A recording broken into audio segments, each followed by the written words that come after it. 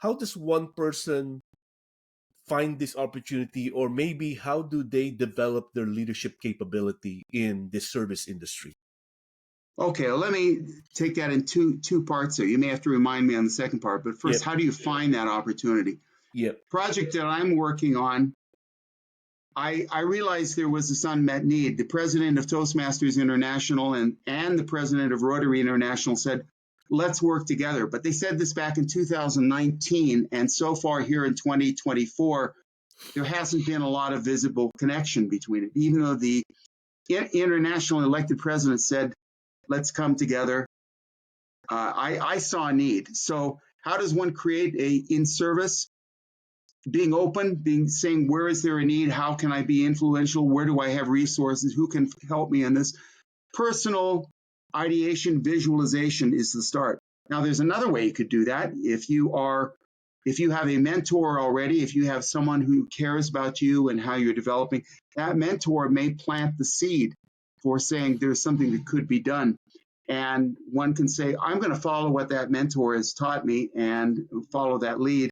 And that mentor can be on my high performance leadership committee to give me continued guidance as I go along. So you can self-adopt it, or you take a cue from someone else. But meeting a need and finding something that's real in the world that has the opportunity to leave the world a little bit better place.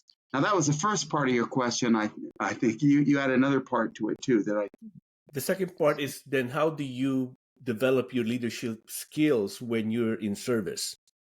Because you could go in as a single performer trying to contribute your time, but how do then you looking to develop your leadership skills when you're actually serving?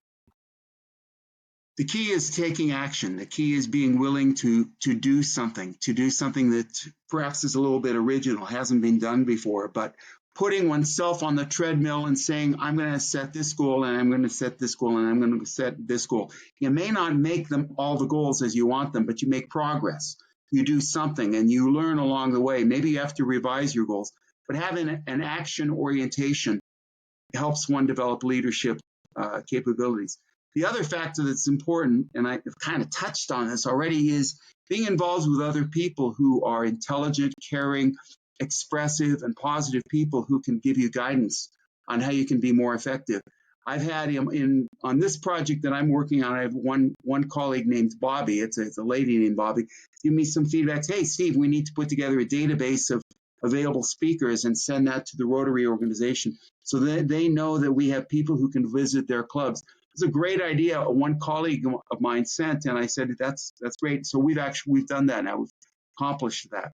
So first is being willing to learn and to take action. Secondly, to surround yourself with people who have a strong mind, who's saying, I see what you're doing, and I see maybe you ought to try this, or I ought to be involved. So being surrounded by people who are supportive of the process.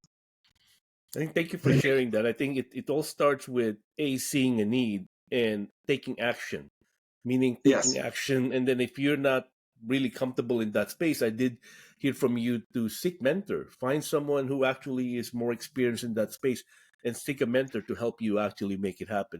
So at the end of the day, seeing the need and taking action is really a way to actually grow yourself as a leader in the service industry.